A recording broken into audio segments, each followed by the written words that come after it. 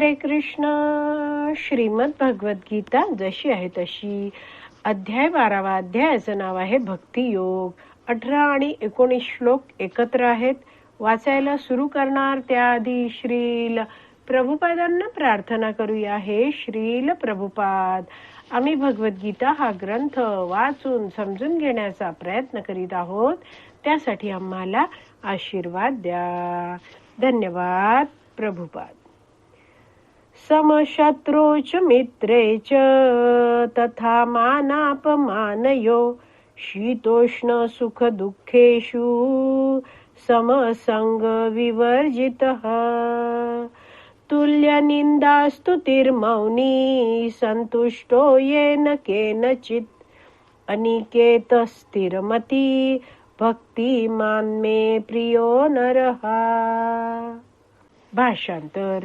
जो मनुष्य शत्रू आणि मित्र यांच्या ठिकाणी समान असतो, जो मान अपमान, शीत उष्ण, सुख दुःख, स्तुती निंदा यामध्ये समभाव राखतो, जो कुसंगापासून नेहमी मुक्त असतो, सदैव शांत आणि जे काही मिळेल त्यात संतुष्ट असतो, जो घरादाराची काळजी करीत नाही, ज्ञानामध्ये स्थित आहे आणि भक्तीमध्ये संलग्न झालेला आहे, तो मला अत्यंत प्रिय आहे.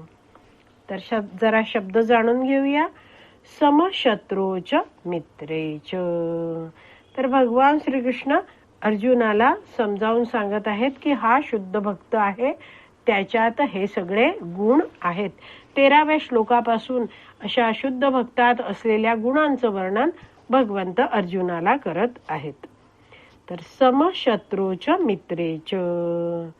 तर कुणी शत्रू भावनेत शुद्ध भक्ताशी वागतो तेव्हा शुद्ध भक्त जाणतो की माझ्याच वाईट कर्माचं फळ मला या व्यक्तीमार्फत भगवंत देत आहेत. सामान्यतः या भौतिक जगतात जो व्यक्ती आपल्या इंद्रिय तृप्तीच्या मार्गात अडचण ठरतो त्याला शत्रू मानलं जातं. जो इंद्रिय तृप्तीला आपल्या पाठिंबा देतो त्याला मित्र मानलं जातं. तर असे हे लोक आहेत, ते केवळ शारीरिक स्तरावर जगत असतात. मात्र हा जो शुद्ध भक्त आहे त्याचं जीवन आत्मा स्तरावर चाललेलं असतं. आध्यात्मिक कार्यमय असं भक्तिमय जीवन त्या शुद्ध भक्ताचं सुरू असतं.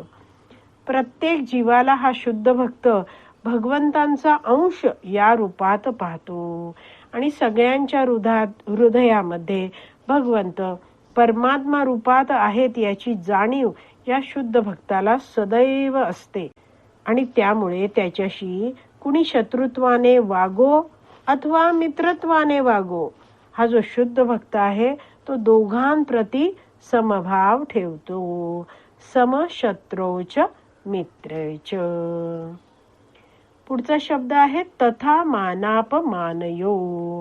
तर हा शुद्ध भक्त आहे तो जाणतो आहे की मिळणारा मान किंवा माझा होणारा अपमान हा सगळा या शरीराला असतो. मी तर आत्मा आहे. भक्तिमय कार्य करण्यासाठी, भगवंतांची सेवा करण्यासाठी मला हे तात्पुरतं भौतिक शरीर मिळालं आहे आणि त्यामुळे मान अपमान याचा विचार न करता, त्यामध्ये अडकून न पडता हा शुद्ध भक्त आहे तो कृष्ण भक्तीमध्ये मग्न राहतो.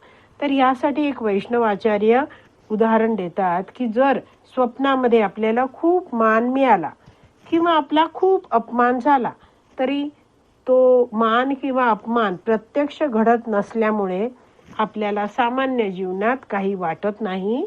तर असा हा जो शुद्ध भक्त आहे तो मान मिळो वा अपमान मिळो दोन्हीच्या ठिकाणी तो समभावच ठेवतो. शीतोष्ण सुख दुःखेषु. तर आपण जीवन जगताना कधी आपल्याला थंडी वाजते. आता हिवाळा वाढला आहे तर थंडी वाजते. उन्हाळ्यात आपण गरमीला सामोरं जातो. तसंच जीवनामध्ये कधी सुख येतं तर कधी दुःख येतं. तर ही सगळी द्वंद्व आहेत. तर शुद्ध भक्त या सगळ्या द्वंद्वांना समभावनेतून बघतो.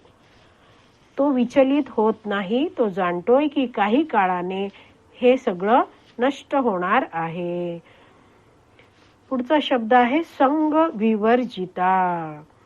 तर कृष्ण भक्तीपासून दूर नेणाऱ्या लोकांच्या संगापासून, गोष्टींपासून हा शुद्ध भक्त नेहमीच मुक्त राहतो. भौतिकतावादी लोक, भौतिक इंद्रिय तृप्तीशी आसक्त असलेल्या लोकांशी हा शुद्ध भक्त आहे तो आसक्त होत नाही. तो त्यांचा कधीच आश्रय घेत नाही, त्यांच्यात रमत नाही आणि डू द नीडफुल, जेवढं आवश्यक आहे तेवढं कार्य करतो आणि त्याच्यापासून दूर होतो. तर अशा प्रकारे हा जो 18व्या श्लोकाचे आपण शब्द आहेत ते जाणून घेतले आहेत. आज आपण इथेच विराम देऊया. श्रीमद भगवत गीता की जय. श्रील प्रभुपाद की जय. हरी बोल.